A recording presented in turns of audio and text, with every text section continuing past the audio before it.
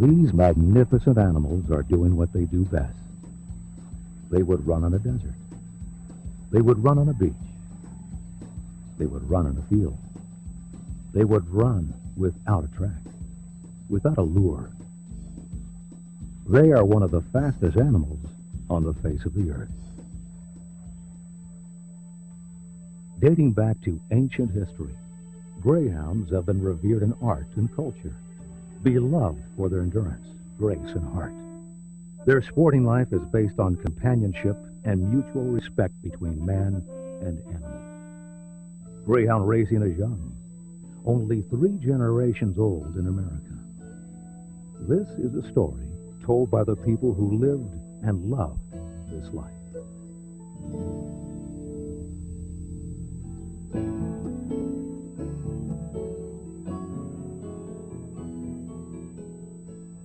Before track racing in an oval, greyhounds competed in coursing events, which were popular in England and Ireland for centuries. Greyhound owners would match their animals against a rabbit in an open field. This kind of competition flourished in the United States in the late 1800s, with the first official event taking place in Kansas in 1886. The invention of the mechanical lure in the 1920s transformed the sport into an organized race with regularly scheduled meets nationwide. Though to say that the events were regularly scheduled in the 20s is somewhat misleading. Glenn Garverick spent his entire life in the greyhound business, well over 70 years, until he died in 1988 after leaving a written record of the early days. Well, the first successful track was in Tulsa. This was in 1921. They didn't have lights, but opened anyway and installed them later. You didn't need but 1 or 2 dogs to race then. 6 or 8 was considered a lot. See, Tulsa was an oil boom town, so they figured there'd be a good audience. And they were right. Very nice. Very classy. But we followed the tracks wherever we heard one was starting up. Someone would say to my dad, "Say, I hear they've opened a joint in East St. Louis." And that was how it went. The early years were vagabond years. World War I was just over. The automobile provided mobility and promised adventure. The greyhound owners were largely farm boys from Kansas, Oklahoma, and Texas, who had grown up in an easy and respectful relationship with animals. No longer did they have to stay landlocked in the middle of the United States. They could hit the road. They could seek their fortunes. The business was about to take on more structure and regulations, but no matter the external changes that would occur, the constant over the next few decades remained the relationship between greyhound and man. I have read articles stating dogs do not remember more than 6 months. But let me tell you of something that happened to me that has stuck with me all my life. I had to go to the track to see a fella. I was about 50 feet from the paddock where they were getting the race ready, when all at once I heard a dog barking.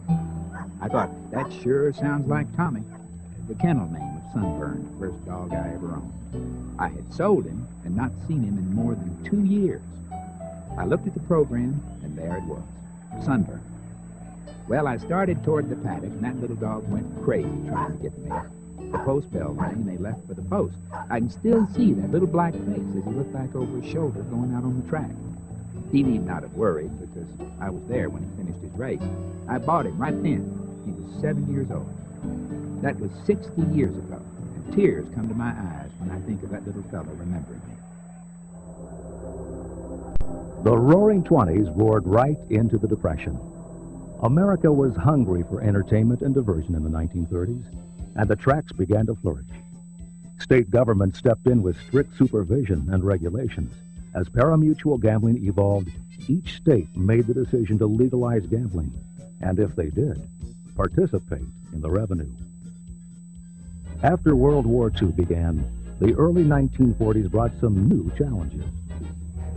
My father was just old enough that he wasn't drafted. I grew up in this business, spending a good deal of time in a car pulling a trailer of greyhounds across the country from track to track. And I remember how worried my parents always were about gas rations and food for the dogs during the war. As racing prospered as a spectator sport, the size of individual kennels grew too. Many families now raced 2 or 3 kennels of greyhounds. Almost all the racing was seasonal, and the dogmen, as they called themselves, were contracted or booked for different portions of the year at different cities. Oh, at 7 weeks old, I was in a basket in the back seat of a car headed for the dog races. They tell me my first stop was Portland, Oregon, and then San Francisco, and third stop was Los Angeles, fourth stop was Kansas, and so on. We spent a lot of time on the road, all the Greyhound owners did. You know, it made for a tremendous sense of community. I mean, you'd leave a track in Miami and drive all the way across the country to Portland, Oregon, and see so many of the same faces. We pulled a trailer behind our Buick with maybe 15 or 20 Greyhounds in it. And when I was little, my dad let me help him build the trailer. It was a long, low aluminum trailer with compartments, and he had Paul Sutherland Racing Greyhounds written across the back in red letters that looked like they were flying.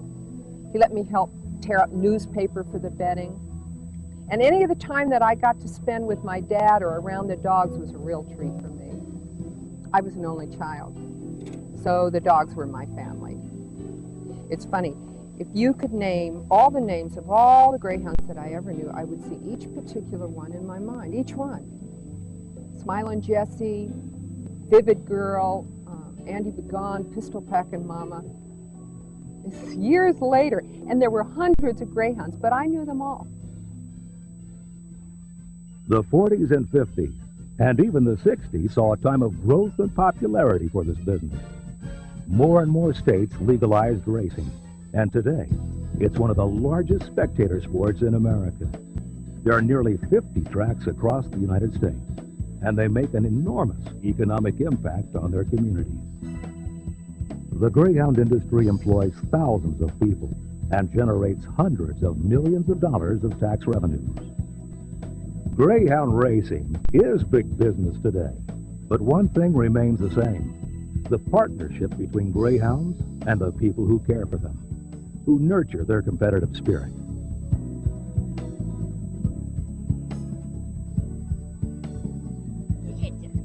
That's a sweetheart. Kevin and Gina Dalton are a third-generation racing family. The farm that we're at now is where I grew up. We moved there when I was 5. Dad just kind of wanted a place where he could say thank you to some of the good dogs that he's raised. He had a monument built of a Greyhound statue, and it has a list of dogs on there, some of the great dogs that he had raised: Miss Gorgeous, Rooster Cogburn, Highway Robber. They're the dogs that built the farm, built the house, raised us kids, and kept the family going. Come on, girls, let's go. Come on. Come on. Leah, come on. You ready, girl?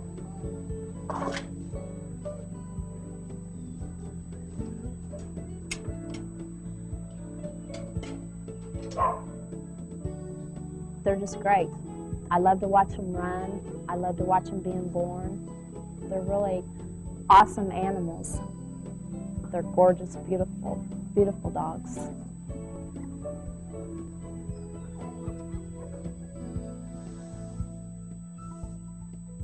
That's their security. They would rather be in that crate than just out in a big space, a big wide area.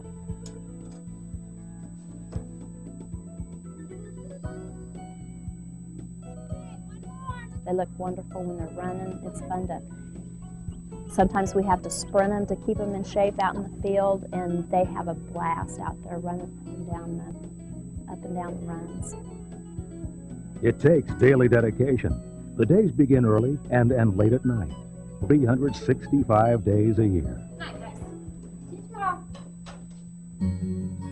From 1918 to now is 3 generations long in a colorful business.